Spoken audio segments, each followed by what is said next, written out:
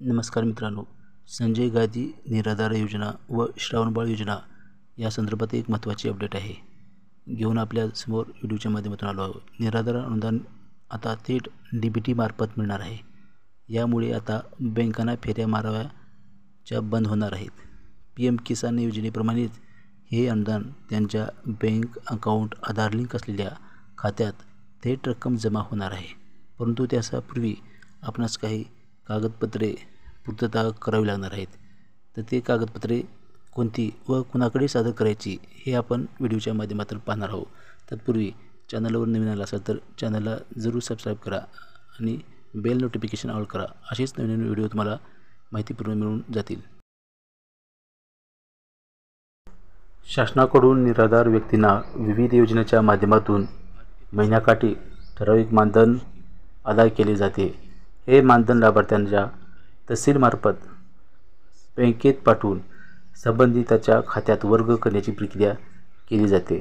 आता मात्र थेट DBT मार्फत निराधार अनुदान लाभार्थ्यांच्या खात्यात वर्ग केले जाणार आहे। संजय गांधी निराधार व श्रावणबाळ योजना लाभार्थ्यांसाठी यापूर्वी तहसीलकडून संबंधित बँकेत सर्व लाभार्थ्यांची यादी पाठवून त्यानुसार निधी दिला जात होता।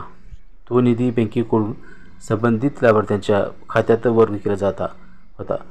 या प्रक्रियेस विलंब होत होता, त्यामुळे वयोवृद्ध लाभार्थ्यांना अनुदानासाठी बँकेत खेटे घालावी लागत होते। मात्र आता निराधारांचे अनुदान थेट DBT मार्फत मिळणार असल्यामुळे निराधाराची हेळसांड थांबून बँक कर्मचाऱ्यांची कसरत थांबणार आहे।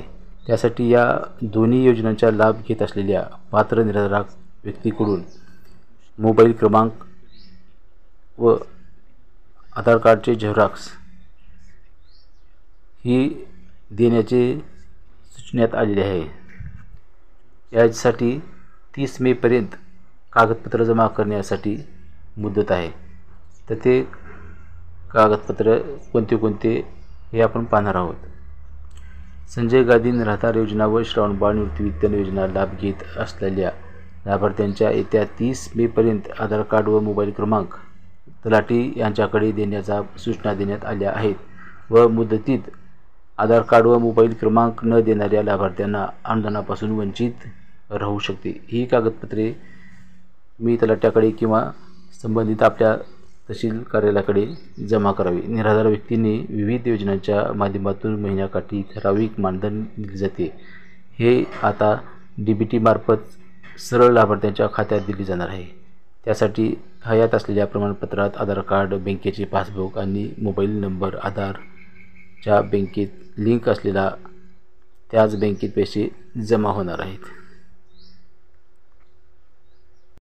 तर अशा प्रकारे ही नवीन वेबसाईट सुरू करण्यात आलेली आहे। त्यानुसार थेट लाभार्थ्यांच्या बँक खात्यामध्ये पैसे जमा होणार आहेत। ज्याप्रमाणे PM किसानचे पैसे जमा होतात त्याचप्रमाणे हे आता पैसे निराधार व्यक्तींना त्यांच्या बँक खात्यामध्ये जमा होणार आहेत। अशीच ही एक माहितीपूर्ण व्हिडिओ होता।